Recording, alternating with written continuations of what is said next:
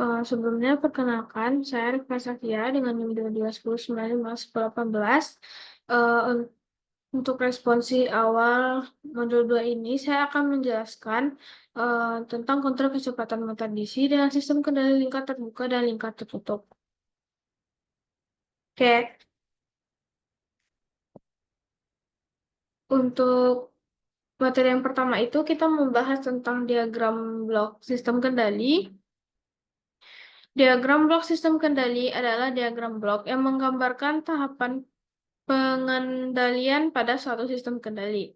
Jadi pada diagram blok di sistem kendali ini ada terbagi atas 4. Yang pertama ada garis sinyal atau sinyal, yang kedua ada subsistem, yang ketiga ada branch point, dan keempat ada summing point. Nah, sinyal sendiri merupakan garis panah yang menggambarkan arah aliran sinyal yang terjadi pada suatu sistem kendali. Untuk branch point merupakan titik percabangan antara dua atau lebih sinyal. Yang ketiga ada summing point, merupakan titik pertemuan antara dua atau lebih sinyal yang nanti akan diakumulasikan penjumlahannya atau pengurangan terhadap sinyal tersebut. Terus yang ketiga ada subsystem, merupakan blok yang berisikan karakteristik dari tiap tahapan pada blok itu sendiri yang berupa suatu fungsi. Nah, untuk lebih jelasnya, kita bisa melihat dari contohnya. Nah, uh, untuk contohnya kita bisa lihat. Nah, di sini ada garis sinyal. Nah, garis sinyal itu yang ini. Dan kita bisa lihat ini garis sinyal yang lain. Ini garis sinyal yang lain. Nah, yang kedua itu ada subsistem. Jadi subsistem itu yang ini.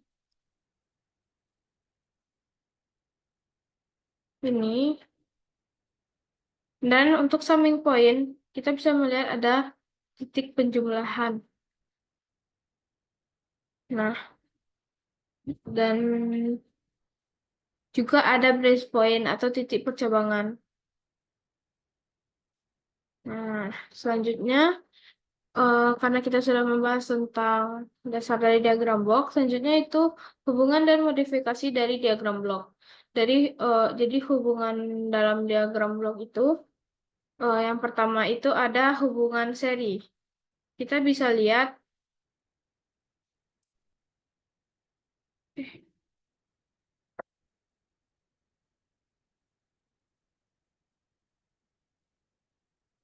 nah kita bisa lihat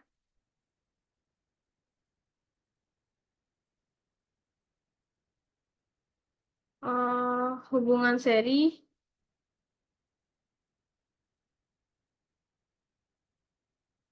dari sini.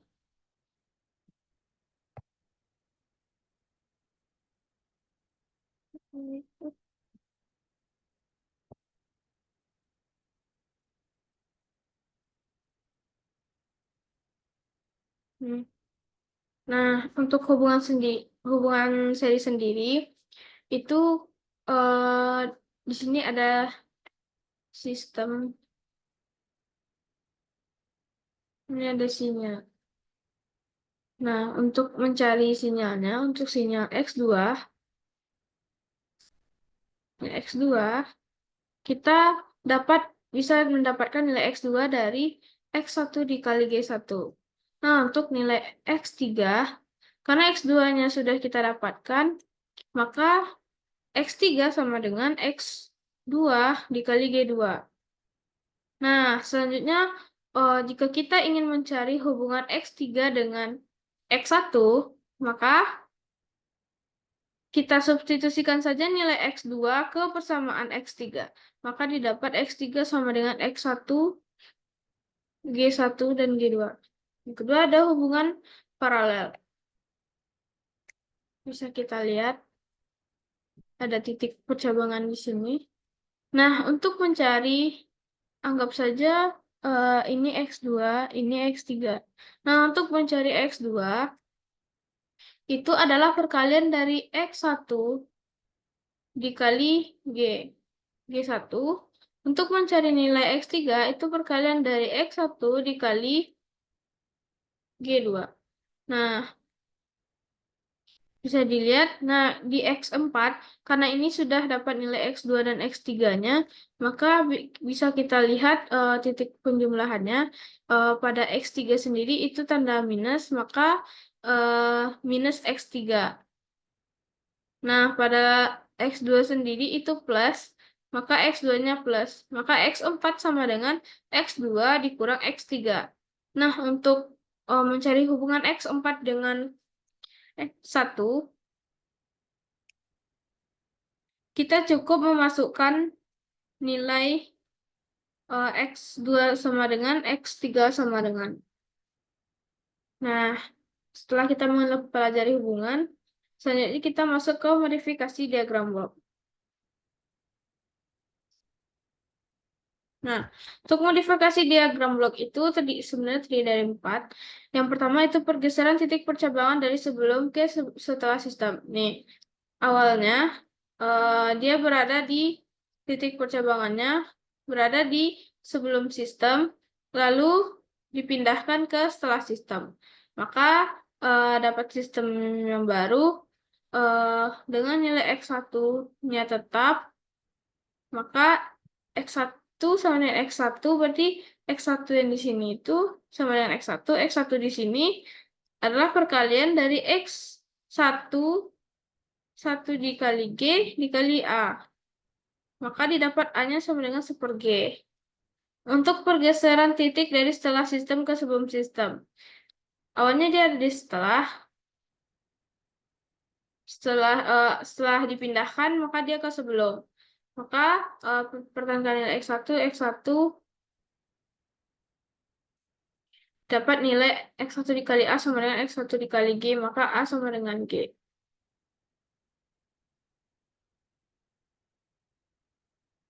Oke. Nah, yang ketiga untuk modifikasi diagram blok sendiri yaitu pergeseran titik penjumlahan dari sebelum ke setelah sistem. Nah, titik penjumlahannya awalnya di sebelum, dipindahkan ke sesudah sistem. Maka ditambah X1 di sini, ditambah A di sini.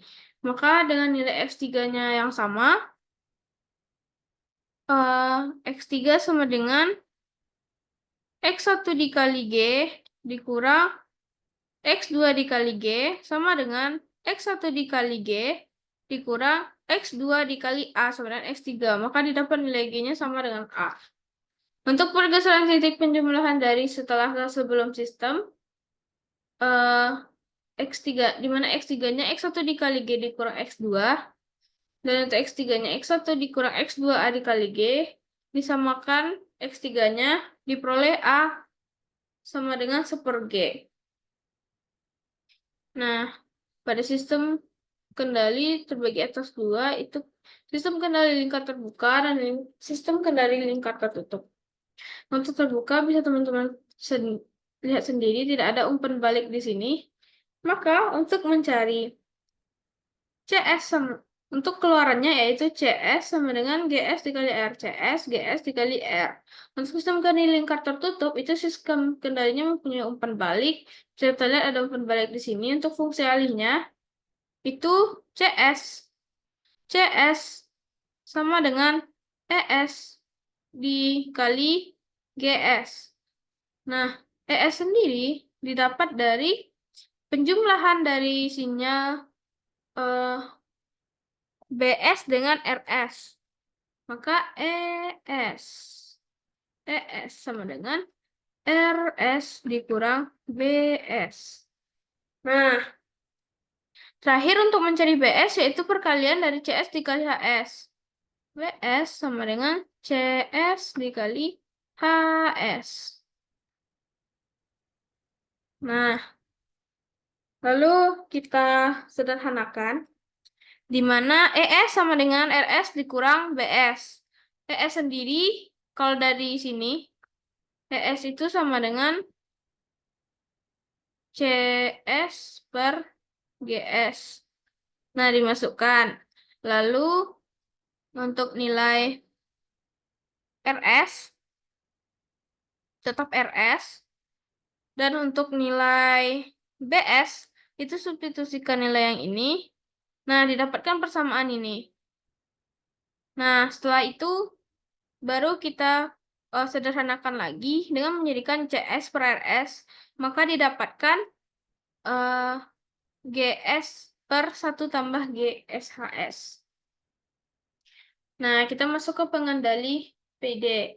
Controller PD digunakan untuk memperbaiki performansi sistem melalui perbaikan respon sistem yang dihasilkan.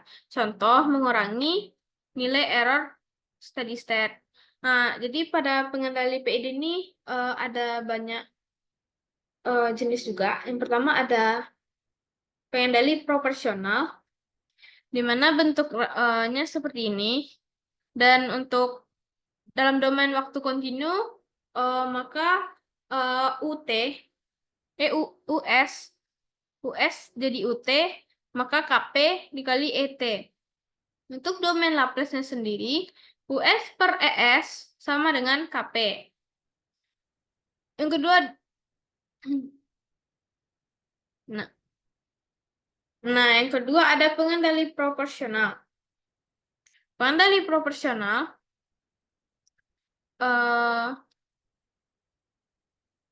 punya domain waktu kontinunya, yaitu UT sama dengan KP dikali ET. Untuk domain Laplace-nya, US, ES sama dengan KP. Jadi pada pengendali proporsional, ada karakteristik pengendali proporsional juga. Kalau KP-nya kecil, maka respon sistem akan semakin lambat dan rise time semakin lama. Kalau KP-nya besar, maka respon sistem akan semakin cepat dan rise time akan semakin singkat. Jika KP terlalu besar, maka respon sistem akan semakin tidak stabil. Jika KP dapat diatur atau ditentukan sehingga dapat mengurangi steady state error, tetapi tidak menghilangkannya. Nah, yang kedua itu ada pengendali integral. Dalam waktu domain kontinu, hubungan antara sinyal E dengan sistem kontrol U dinyatakan dengan UT sama dengan KI integral 0 sampai 1 ET dt. Dalam domain Laplace-nya, US per ES sama dengan KI per S. Pengendali integral berfungsi untuk menghilangkan galat atau steady state error, meskipun juga dapat menyebabkan terjadinya overshoot dan osilasi yang mengakibatkan keadaan tuna yang dicapai. Untuk karakteristik pengendali integral, itu pertama, keluaran integral membutuhkan jeda sehingga pengontrol integral cenderung memperlambat respon. Yang kedua, ketika sinyal SS0 output tetap akan bertahan pada nilai sebelumnya. 3. Jika sinyal ES tidak nol, output menunjukkan kenaikan atau penurunan yang dipengaruhi oleh nilai ESS dan nilai KI. Yang keempat, konstanta KI yang sangat besar akan mempercepat hilangnya error, namun akan meningkatkan osilasi. Nah, selanjutnya itu ada pengendali derivatif. Bisa kita lihat pada gambar bentuk diagram bloknya. Nah, untuk pengendali derivatif akan memberikan suatu sinyal U yang bersesuaian dengan turunan laju perubahan sinyal error E dengan dinyatakan dengan UT per ET sama dengan KD DET dt. Dalam domain Laplace bisa ditulis US per ES sama dengan KDS. Nah, pengendali digunakan untuk mempercepat respon transien meskipun memiliki kekurangan, yaitu dapat meningkatkan derau. Untuk karakteristik pengendali derivatif tidak dapat menghasilkan output jika tidak ada perubahan input. Jadi dia tidak bisa menghasilkan output jika tidak ada perubahan input. Yang kedua, nilai error berubah terhadap waktu. Output yang dihasilkan tergantung pada nilai KD dan laju perubahan error. Yang ketiga, pengontrol diferensial merupakan suatu karakter untuk mendahului sehingga pengontrol dapat menghasilkan koreksi yang signifikan sebelum sistem mengalami error tinggi sehingga dapat meningkatkan stabilitas sistem. Yang keempat, dengan meningkatkan nilai KD dapat meningkatkan stabilitas sistem dan mengurangi overshoot. Nah, lalu selanjutnya ada pengendali proporsional integral, itu kolaborasi antara proporsional dan integral. Nah, kita bisa lihat diagram bloknya. Jadi berdasarkan gambar, maka didapatkan hubungan waktunya itu UT sama dengan KP kali ET tambah KP per TI integral 0 sampai TET dt. Dalam domain Laplace dapat ditulis US per ES sama dengan KP tambah 1 tambah 1 per TIS sama dengan KP 1 tambah TIS per TIS. Untuk karakteristik pengendali proporsional integral, satu, adanya penambahan faktor integral pada pengali, maka akan memperbaiki respon sistem. Yang kedua, tidak mengembalikan error pada nilai 0, namun menjaga nilai konstan sepanjang L. Yang ketiga, respon lebih lambat karena nilai error dapat dihilangkan. Yang keempat, ada overshoot yang tinggi.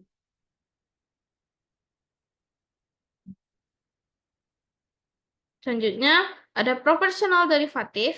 Bisa itu kolaborasi antara proporsional dengan derivatif yang berdasarkan pada PPT sudah dilihat ada diagram bloknya.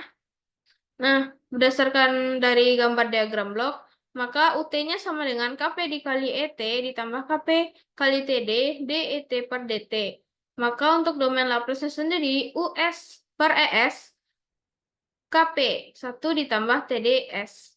Untuk karakteristik pengendali proporsional derivatif, respon sistemnya sangat cepat. Yang kedua, overshoot rendah.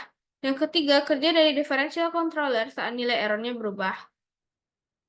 Nah, untuk yang terakhir, ada pengendali proporsional integral derivatif, itu kolaborasi proporsional integral dan derivatif. Nah, untuk diagram bloknya bisa dilihat. Nah, untuk berdasarkan gambar diagram blok, maka UT sama dengan KP dikali ET, KP tambah KP per TI. Nah, integralnya sampai TET DT ditambah KP TD DET per DT. Untuk domain Laplace-nya bisa juga ditulis seperti pada PPT. Untuk karakteristik pengendali proporsional integral derivatif, satu, memperbaiki respons transien. Yang kedua, menghilangkan nilai error steady state. Yang ketiga, mengurangi overshot. Nah, kita bisa lihat untuk respon loop tertutup, untuk proporsional, integral, dan derivatif. Eh, untuk rise time, proporsional menurunkan, integral menurunkan, derivatif perubahan kecil. Untuk overshoot, proporsional meningkatkan, integral meningkatkan, derivatif menurunkan. Untuk settling time, proporsional perubahan kecil, integral meningkatkan, derivatif menurunkan. Untuk steady state error, proporsional menurunkan atau mengurangi, integral mengeliminasi, perubahan untuk derivatif itu perubahan kecil.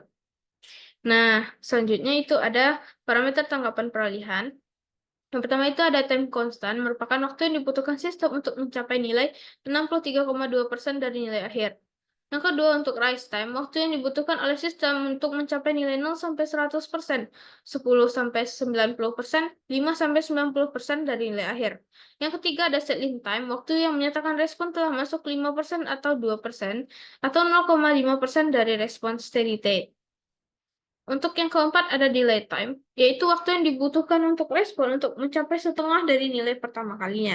Yang kelima ada maksimum, percent overshot atau MP, nilai puncak dari respon sistem yang diukur dari nilai sistem saat kondisi steady state. Yang keenam ada time peak, waktu yang dibutuhkan oleh respon untuk mencapai puncak pertama dari overshot.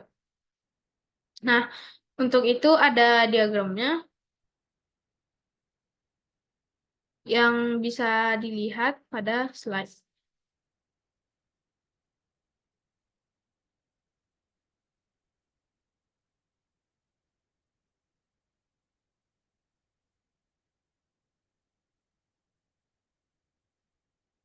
Baiklah, sekian yang dapat saya jelaskan.